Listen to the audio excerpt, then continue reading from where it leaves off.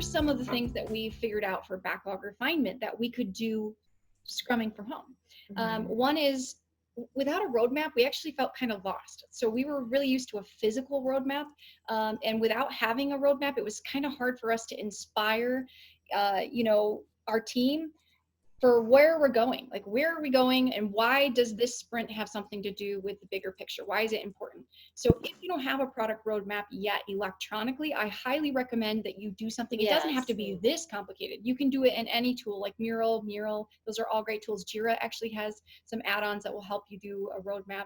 And it just lets your team know what the milestones are and how the releases or chunks of work relate to those milestones.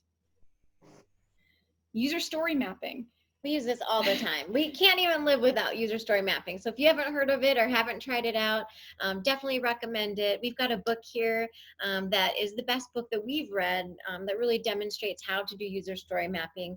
It's a great tool for brainstorming and figuring out where you're going. It's really strange when you're doing this remote and you're all of a sudden you're trying to collaborate on taking a big chunk of work and decomposing it, because normally there'd be a lot of conversation, you'd be sitting around the table, you'd make stories together, and we found that story mapping, when it's facilitated well, helps the team take something big from the product backlog and break it down and make sure we're not forgetting something, we're all on the same page. And yes, Denise and I, every time we get a chance, we recommend this book because that's how we learned how to story map. Right. And it's been very meaningful.